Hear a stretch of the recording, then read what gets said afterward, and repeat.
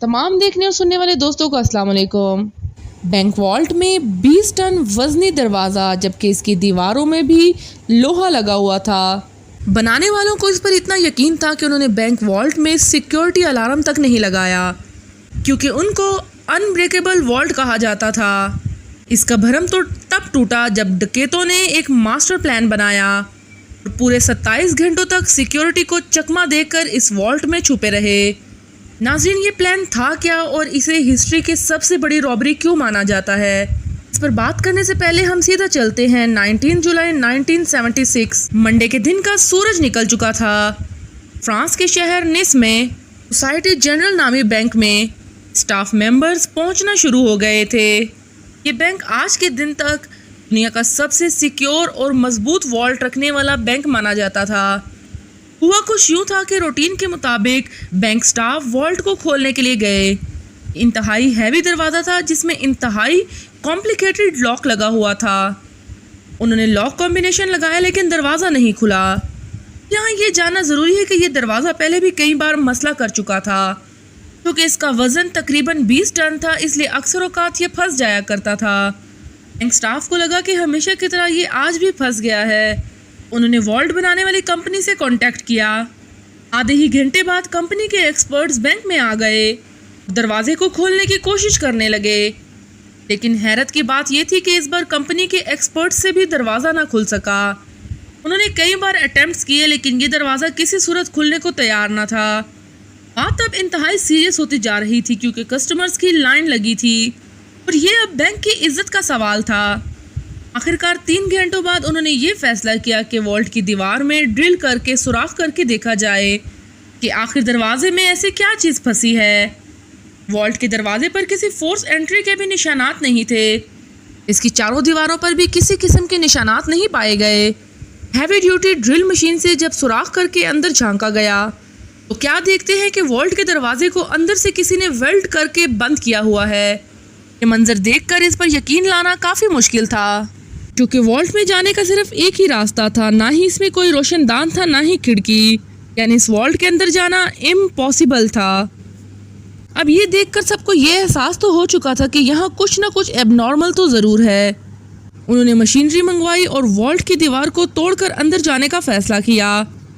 ये काम काफ़ी टाइम कंज्यूमिंग था, क्योंकि ये दीवारें नॉर्मल दीवारों से काफ़ी मोटी थी और इनके बीच में लोहा भी लगा हुआ था। खैर, कई घंटों की मेहनत के बाद इतना सुराख हो गया कि एक इंसान इसमें से अंदर जा सके, और जब अंदर देखा गया तो ये मंजर नाकाबिले यकीन था। बैंक वॉल्ट लुट चुका था, कुछ लॉकर टूटे तो कुछ खुले पड़े थे। और सबसे इंटरेस्टिंग बात, वॉल्ट की दीवारों पर स्प्रे से ये अल्फाज लिखे हुए थे, जिसकी ट्रांसलेशन है without arm, without hate, without violence. अभी बैंक का स्टाफ होश में आता कि उन्होंने वॉल्ट की ज़मीन में एक टनल बना देखा। अब आगे का काम पुलिस का था, जो उस वक्त तक पहुंच चुकी थी। डकैत वॉल्ट में मौजूद पैसे और गोल्ड ब्लॉक समेत 4000 में से 400 सेव बॉक्सेस तोड़कर उसके अंदर से कीमती चीज़ें लेकर फरार हो चुके थे। जो टनल उन्होंने खोदा था वो शहर के सबसे बड़े सीवरेज ग्राउंड के बीच में से निकल रहा था। वहाँ पुलिस को काफ़ी सबूत मिले, जिनमें टूल्स और 27 गैस सिलेंडर भी थे, जिसकी मदद से डकैतों ने वेल्डिंग टॉर्च जलाई थी। ना सिर्फ इतना, बल्कि सीवरेज लाइन में ताज़ा हवा के लिए वेंटिलेशन, करीब 1 किलोमीटर इलेक्ट्रिकल केबल भी पाई गई। ये लूट $20 मिलियन से भी ज़्यादा की थी। इसकी आज कुल मालियत $110 मिलियन या इससे भी ज़्यादा है, जो तकरीबन 900 करोड़ रुपयों के बराबर बनती है। ये ना सिर्फ सेंचुरी की सबसे बड़ी बैंक खाइश थी, बल्कि इस पुलिस इन्वेस्टिगेशन को भी फ्रांस की सबसे बड़ी पुलिस इन्वेस्टिगेशन का दर्जा हासिल है। खैर, अब ये बात पूरी दुनिया में फैल चुकी थी। बैंक की रेपुटेशन को तो अच्छा खासा नुकसान हुआ ही था, लेकिन ये फ्रेंच पुलिस के लिए भी बहुत ही अफसोस का मकाम था। अगले कई महीनों तक पुलिस ने एड़ी चोटी के जोर लगाए, आसपास के लोगों को पकड़ा, बैंक के स्टाफ को इंटरोगेट किया, लेकिन कहीं से भी डकैतों का कोई सुराग ना मिल सका। फिर 3 महीनों बाद अक्टूबर 1976 में पुलिस को एक बहुत बड़ी लीड मिली। डकैतों के ग्रुप का एक ग्रुप मेंबर अपनी ही गर्लफ्रेंड की टिप पर पकड़ा जा चुका था। पहले तो वो मान नहीं रहा था, लेकिन जब पुलिस ने उसकी तबीयत साफ की, इस तरह वो फट पड़ा और उसने पूरे गैंग का नाम ले डाला। पुलिस के लिए हैरानकुन बात यह थी कि ये गैंग छोटी मोटी चिंदी चोरियों के लिए मशहूर हुआ करता था। इतनी बड़ी बैंक हाइस्ट इन्होंने ही की थी, ये बात कुछ हजम नहीं हो रही थी। इस प्लान का मास्टरमाइंड असल में कोई और ही था। इंटेरोगेशन के दौरान गैंग मेंबर्स ने पुलिस को एक शख्स का नाम दिया जो कि उनके मुताबिक इस चोरी का मास्टरमाइंड था। ये एल्बर्ट एक्सपेक्जेरी नामी शख्स असल में एक फोटोग्राफर था। जब पुलिस ने इसको अरेस्ट किया तो ये कहीं से भी क्रिमिनल नहीं लग रहा था।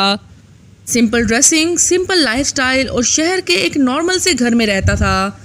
इसके आसपास से पता किया गया तो सब ने कहा कि ये एक सीधा साधा फोटोग्राफर है जो हमेशा सिर्फ अपने काम से काम रखता है।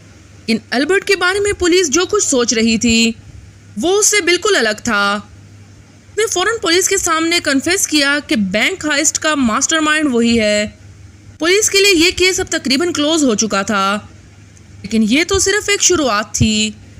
एल्बर्ट के मुताबिक उसने पहले इसी बैंक में लॉकर लिया था और बहाने से वो वॉल्ट में जाके सारी चीज़ों की फ़ोटो कैप्चर करता था। उसने पहले अपने ही लॉकर में एक अलार्म क्लॉक रखा जिसका अलार्म रात के वक्त का सेट किया। जब अलार्म बजने से भी कोई अलर्ट ना हो और ना ही कोई सिक्योरिटी अलार्म बजा, उसको कंफर्म हो गया कि वॉल्ट में कोई सिक्योरिटी सिस्टम नहीं लगाया गया। वो इंजीनियर के बेस में सिटी गवर्नमेंट के ऑफिस गया। वहाँ जाके उसने शहर का नक्शा निकलवाया। मैप पे सीवरेज लाइन कहाँ और बैंक से कितना दूर है इसका अंदाज़ा लगाया। फिर उसने रिसर्च की तो करीब ही सीवरेज लाइन पर 26 टनल का खोदने पर सीधा बैंक वॉल्ट में निकल सकता था। अब इस काम के लिए बहुत मेहनत की ज़रूरत थी। लिहाजा एल्बर्ट ने शहर के गैंगस्टर से कांटेक्ट किया और उसको सारा प्लान बताया। उस गैंगस्टर ने अपने आदमियों को इस काम पर लगा दिया। टनल को खोदने में करीब 2 महीने लग गए क्योंकि ये काम गैर मशीनरी के किया जा रहा था। इस काम को सिर्फ रात के वक्त करना बहुत ज़रूरी था जब बैंक में कोई भी नहीं होता। इस वक्त एल्बर्ट पूरी कोशिश कर रहा था कि सीवरेज लाइन के ऊपर रोड तक भी किसी को आवाज़ ना जाए। 18 जुलाई सैटरडे और संडे वाली रात को वो वॉल्ट में फाइनली दाखिल हो गए। अगले 27 घंटों तक उन्होंने बड़े सुकून से लूट मार की। इसके दौरान उन्होंने वहाँ लंच भी किया और डिनर भी। जाते जाते वहाँ की दीवार पर ये फेमस अल्फाज लिख कर चले गए। पुलिस ने एल्बर्ट को कोर्ट में पेश किया, जहाँ उसने जज के सामने भी अपना जुर्म कबूल कर लिया। उसने अपने एविडेंस के दौरान लूटी गई रकम की डिटेल कोड वर्ड्स में लिखी थी। उसका कहना था वो ये एविडेंस सिर्फ जज को ही देगा, जज ही सिर्फ इन कोड वर्ड्स को पढ़ सकेगा। काम के लिए जज ने एल्बर्ट को अपने कमरे में बुलवा लिया। एल्बर्ट ने वो कागज़ जज को दिया जिस पर सिटी का मैप बना हुआ था। अभी जज उस मैप को समझने की कोशिश ही में लगे हुए थे कि एल्बर्ट ने फ़ौरन उस कमरे की खिड़की से छलांग लगा ली। कमरा फर्स्ट फ्लोर पे था और उसके नीचे एक गाड़ी खड़ी थी। एल्बर्ट गाड़ी की छत पे गिरा और फ़ौरन खड़ा होकर एक बाइक जो पहले से उसका वेट कर रही थी उस पर बैठकर फरार हो गया। पुलिस की लाख कोशिश के बावजूद वो पकड़ा नहीं जा सका। 3 सालों बाद उसका एक इंटरव्यू इटली के टीवी चैनल पर ब्रॉडकास्ट हुआ। इसमें उसका कहना था कि मुझे 12 साल की एज से ही खजानों का बहुत शौक था। ये शौक मैंने इस हाइट से पूरा कर लिया। ऐसा महसूस हो रहा था जैसे वो इस इंटरव्यू के जरिए फ्रेंच पुलिस को तंग कर रहा है। के बाद एल्बर्ट कहाँ गया ये मिस्ट्री आज तक सॉल्व नहीं हो सकी। 1989 में एल्बर्ट की मौत हो गई। कि माँ का कहना था कि एल्बर्ट की डेड बॉडी को उसके घर के बाहर कोई रख गया है। उम्मीद है कि आपको हमारी ये वीडियो पसंद आई होगी। वीडियो के आखिर में हमारे चैनल को सब्सक्राइब करना ना भूलिएगा।